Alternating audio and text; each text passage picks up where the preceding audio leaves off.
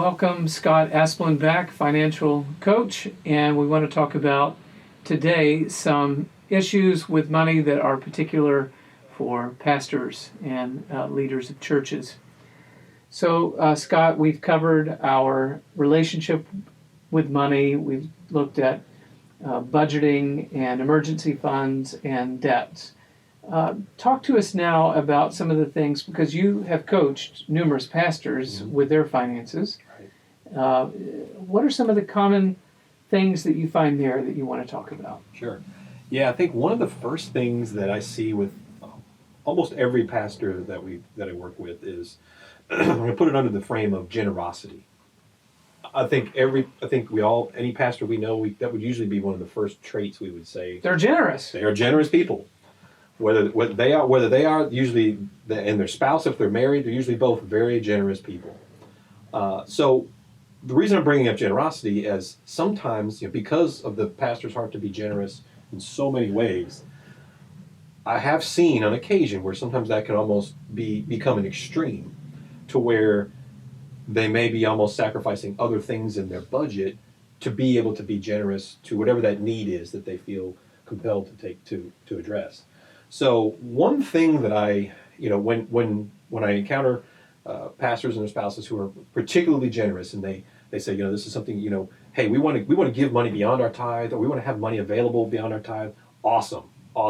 I call it planned generosity almost. It's like, okay, or planned spontaneity. Let's plan ahead and say, okay, either a set amount or a set percentage each month that you'll say will go into a separate account. It could be in a separate envelope. It doesn't have to be that fancy, but something separate where you say, you know what, we want to give another $100 a month. I'm just picking a round number. Say, okay, beyond our tithe, we want to say $100 a month. We want to be available to however the Spirit leads to be able to give without it getting into the rest of our budget. Because I've seen some people actually give to the point where they're now going in debt.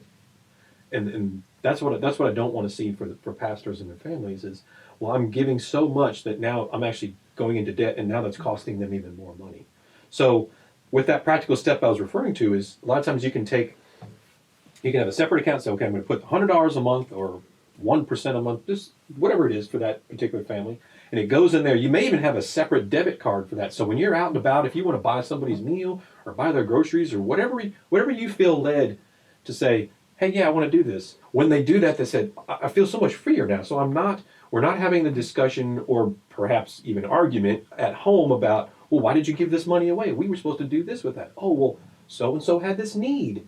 And that's just how their heart is. So that's why I call it, it's kind of that planned spontaneity. I'm going to plan and be ready for when the Spirit moves to where if I want to give to that or we want to give to that, we know we've got this extra kind of giving fund for that. A distinct generosity account that's planned ahead of time, and this seems like stewardship of the funds that need to pay for the bills or whatever it is, but then here's the money that we're going to set aside and be generous with. Yes. Yeah, that's a great idea. So as pastors, our disposition is self-sacrifice, giving ourselves away, taking up our cross, and this is the orientation of our lifestyle. I found a parallel with what we do with our money and what we do with the rest of our lives. So it can be that we give so much financially, emotionally, or relationally, or otherwise, even of our physical bodies, that we don't have reserves and we don't have anything left to give, right. Which it seems to me is more about stewarding ourselves so that we can live on mission. Our life orientation is self-sacrifice and mission. Right. And yet there has to be a primal stewardship. So we have something to give away. And that's true financially, emotionally, and relationally. Right. Do you want to say anything else just about this whole idea of giving and our budgets? Sometimes just the topic of giving, they have a giving heart themselves as the pastor. Like we've all can, everybody watching these says, well, yeah, I identify with that. That's one of my identities. And it's fantastic. Sometimes I've seen it come up in a couple different ways. One of the ways is that they're also afraid to talk about giving in a certain way with their church. Whereas that is almost a taboo topic sometimes, or, well, that's personal. When it comes to money, this is going to sound, you're going to say, well, Scott, you're not a pastor. You don't understand. I'm not a pastor. I'm not a theologian. Yes, I'm the financial coach, but I've been involved in churches where, for example, one particular church I was involved with, it was several years ago. It was very impactful because the particular pastor got up there and had to basically share and say, I have neglected teaching you, the people I pastor, about giving. And God really confronted him in that situation, and it impacted my life significantly, where he was receptive to what the Spirit was leading for their church. And knowing that there's so many references in the Bible that talk about money, and some people say, well, is God hung up on money? No, but he knew we were or are. So I think he's got a lot of teaching in the Bible to deal with it because he knows we're hung up. We're humans. He made us. But we're also in his image and we're generous. I would just encourage the pastors to not shy away from that, because if you were going to teach your congregation about faith, mercy, forgiveness, you'd be teaching on it. You would want them to grow in that area of their lives. And if you want people to grow in their financial lives, it's not just, I'm going to preach on this to get more money in the offering. This is a huge component of people's lives and the pastor's lives too. And again, we worship an extravagantly giving God, and he wants this for us to understand and have that correct relationship with money. And it's going to take some of those pieces. It's going to take some pieces of the pastors leading in that area and teaching on that as well. So I always want to encourage that aspect as well. Mm-hmm.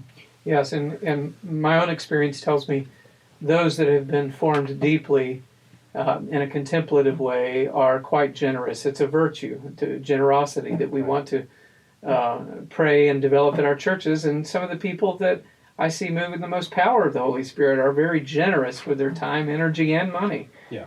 Because I think that is the flow of the kingdom. Absolutely. And another way it's a painful way I've seen it play out is because, let's say a church may be struggling financially.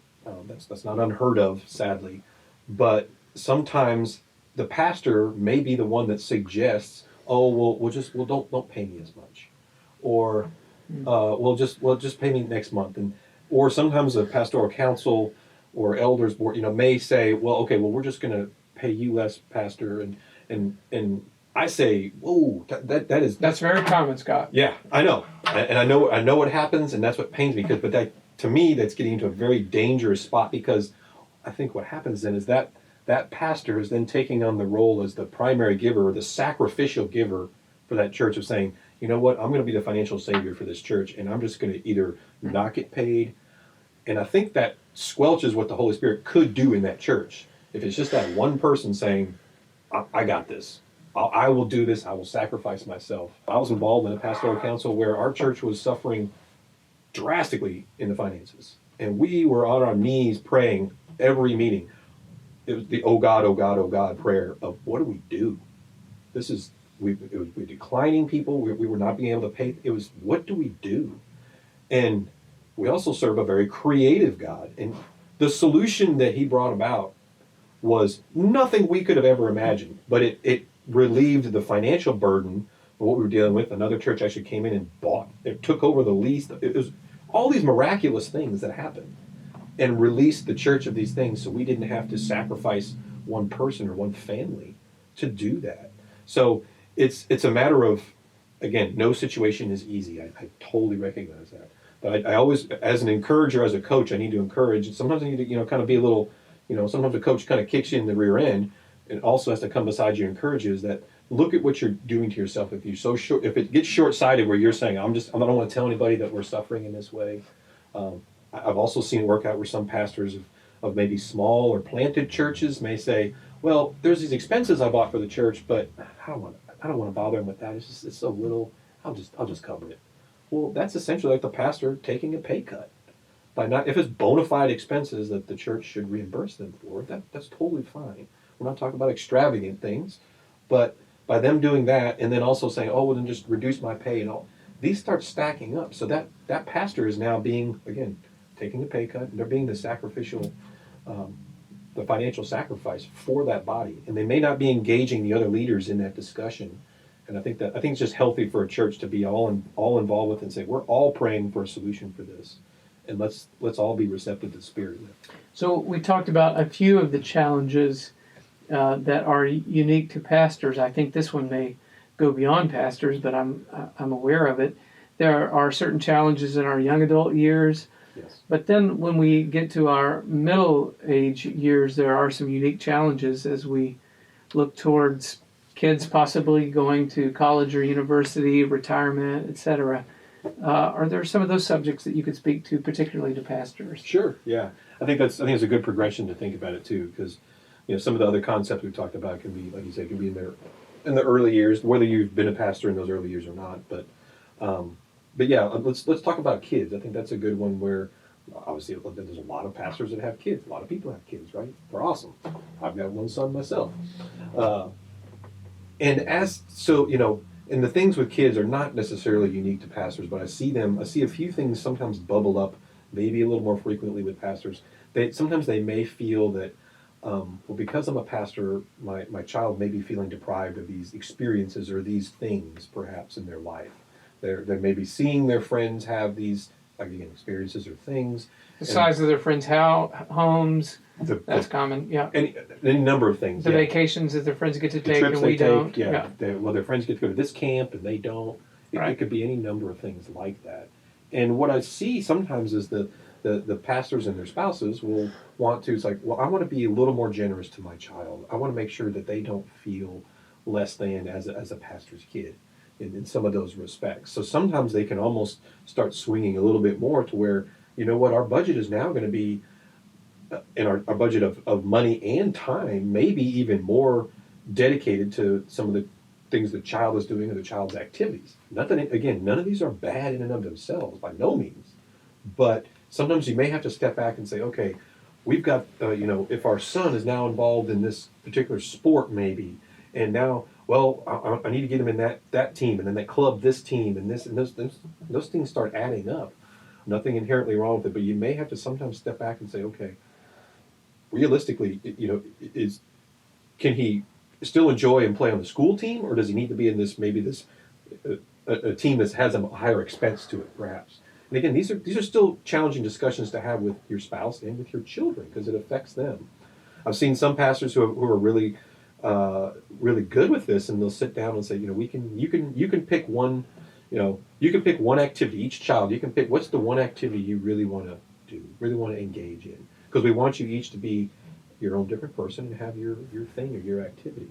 So it's like, where's that balance of, we want to have family time together and we want to have the kids to have their time with their friends together. So not wanting to, because of some of the deficits that we perceive that our kids may have experienced, not wanting to overcommit in terms of time as well as money. Right. Does this apply to college and university yes. choices? Yeah. As a pastor and as a pastor's family progresses towards that, I'll call it the middle years, where you've got these two things kind of coming up. Hey, at some point I might not be able to work as much. We'll call that retirement. And there's the time of child that we may have and wanting their education. I like to use the word education, but at what cost? There's ways to think about it. I think with education, and how can that education be done in an effective manner where the child still receives the benefit of that education, and the parents still have to think about the next step they have, which is that phase I'm talking about, where the next phase that parent has to think about is,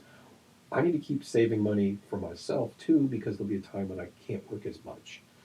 And I have yet to find a financial institution, Chris, that will give anybody a loan for their retirement. You know what? I'm old, so give me a loan so I can go to the grocery store. Well, that might be called a credit card, but that has to be paid back. Now, there's a lot of different options for people to do education for post high school. We can think about them. Children can take classes. Sometimes you can do dual credit in high school for certain things. You can take AP classes sometimes and place out of things. You may be able to take summer school at a community college. You may be able to take 1 or 2 years at a community college. Your diploma will still say the school you graduated from. It won't say on your diploma, oh, FYI, they went to 2 years of community school. It doesn't say that. You can do those kind of things. Maybe they do go to university if they're choosing that route, and they stay close to home. So maybe their living expenses are less. There's scholarships. There's grants. There's a lot of options that are available to fund someone's education. When it comes to funding your later years, if we want to call them retirement years, you've got, if you have Social Security, you have some of that, and whatever you've saved. But there's really only two options, and they're primarily on on us as the individuals. So I like to just have that discussion sometimes because pastors, again, it comes from the heart of I want to give the best to my child, and they're like a normal parent, but sometimes they may feel a little more of that pull. And so another issue at this stage of life is thinking about retirement. Sadly, I know many of my pastoral friends who opted out of Social Security and have not made other arrangements, or whether they did or didn't, have not made arrangements for let's just say retirement, when, as you were putting it, they're able to work less. We want to be good stewards of that time, looking ahead, trusting in God all the way. What would be good ways to think about trusting in God, being a good steward of our resources, time, and energy, as limited as they are in our lifetime for that stage of life? Yeah, that's a big question. There are a lot of, I've been meeting more, I should say, more and more pastors who have opted out. And that's a very personal choice. On one hand, I can definitely see the benefits of doing that. How the benefits, there's a big if tied to that. If someone says, I would prefer to opt out of Social Security, I can understand doing that. If that person has the discipline to now take their own money and put it somewhere where it's growing. Let's just put it that way. I don't talk specific investments, but where it's growing and it's gaining, as opposed to, something will come down the road later. What I've seen, sadly, is with some of the pastors I've been coaching, is they opted out of Social Security, and then there was just more money to go back in their monthly budget, and there was nothing done to prepare otherwise. So whether we did opt out or not, we're facing retirement either 5 years from now, 20 years from now. What do you tell us? What do we do? I work with clients who are not pastors, who are also in their 50s and 60s, and they're eyeing that next chapter in their life, and knowing that they're not going to be able to work as much, and they're looking at their balances, we'll just say, of their accounts, and they say, there's not a lot in there. What do I do? Is it too late? It's never officially too late, but again, it starts with. That's why we talk about all these small steps and foundational things. Can a pastor or anybody who's at that age, can they still make definitive movement towards those goals? Absolutely. There's stories. If anybody wants stories on the internet of miraculous things, or things that would appear miraculous, of things that people have saved or paid off this much in short number of years, it's very possible. It takes a lot of discipline, but again, depending on the time frame, is going to depend on what the options are. Sometimes pastors can transition out of their church in a part-time basis. Some may have somebody else coming in. There's some who work on that, which is a nice transition to almost like part-time work, essentially, if they were a full-time pastor before. Again, some people it's completely possible to take on that side gig, or almost a coaching, or all kind of leadership things, where these pastors have really great skill sets that are still very valuable. They may say, my time as a pastor, that chapter may be closing, but there's still a lot of value they have to contribute, and can be doing that. A lot of people have this number kind of stuck, that culture is stuck in our head of, when I hit 65, I need to retire. Says who? It's just, I say, number one, you can retire when you are able to and have the financial means to take care of your expenses, but don't be afraid to have that part-time work even when you pull out a full-time ministry, because I firmly believe that people need to be engaged in doing something. We're people. God created us to do things. We're created to work, and maybe it's not working 8 hours a day every day, but we're still engaged. We're engaged with people, and we're engaged doing things. Even if you're bringing in, maybe it's $1,000 a month or $2,000, a small amount per month doing something part-time can make a big difference in those early years when you're stepping out of full-time work. It transitions you. You're still having some money come in, but it's a discussion where, again, that's why I hate to use the word sometimes of retirement, because there's that picture of, as soon as I retire, I stop, and now I'm maybe sitting on the beach drinking umbrella drinks. But it's how can I still be productive? And you're going to need to have social engagement. There's all those things that other people will tell you as well. But yeah, there's a lot of things we could still probably engage with, but that discussion of retirement in those later years is definitely a factor to consider. not just when you're in your 50s and 60s, but in that middle-aged time when you've got those decisions crossing over with maybe with kids and education costs and, okay, should I put all my savings on hold and put everything towards the kids or child I have? It's not always black and white. There's usually variance to it, but it's, again, having those discussions, getting back to the emotions behind it. You guys see, it all keeps coming back to that. So we've looked at several important things with money, and money's a weighty subject. It's a part of our relationship with God, ourselves, people, an important part of formation. One parallel I see is the choices that we make today influence us for a while. There's a cumulative effect to our daily, weekly, monthly, yearly choices that have a long-term impact. I believe that's true in all areas of our lives, and certainly with money. There have been some key themes that you have mentioned that I think have been helpful to us. How do you want to wrap this thing up to talk about money? Yeah, no, I love how you started to wrap it up, because that's actually a really good lead-in summary. And one thing you mentioned that, it is a cumulative. There's the decisions we make today, and there's the decisions that how that will affect 1, 2, 5, 10, 15, 20 years down the road. And all those small decisions, those choices and trade-offs we've been talking about, they are cumulative. They really are. And you could actually say, the concept of compound interest is a thing in finances, obviously. You could say that your decisions are compounding as well.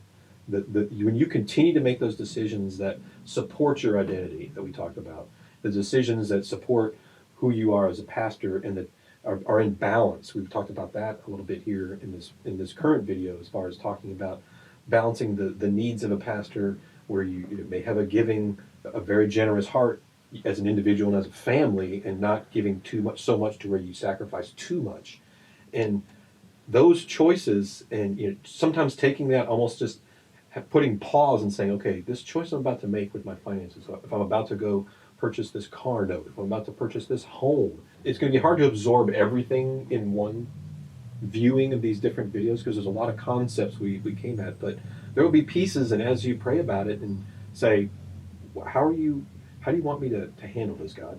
What do you have for me in this? And what are the areas that I need to work on, or that I may need to address with my spouse or with my church? And how can I continue to grow with what you have given me? Because you're a generous giver, God. What have you given me, and now how am I dealing with that? So some of the takeaways for me, I'm thinking about my emotions, my relationship with money. I'm thinking about my identity, Yes. the relationships I have with other people that are influencing my choices with money, as well as how money is influencing those relationships. So that seems like a big deal.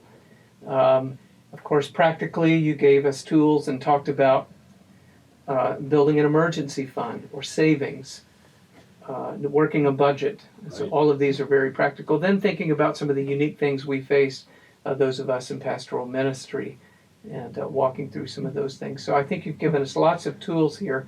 And if somebody wanted to visit with you, they could, and it's available through Right. the Lilly Endowment, and you can trade off some of your spiritual direction appointments or coaching appointments to visit with Scott, or other possibilities once the program is finished.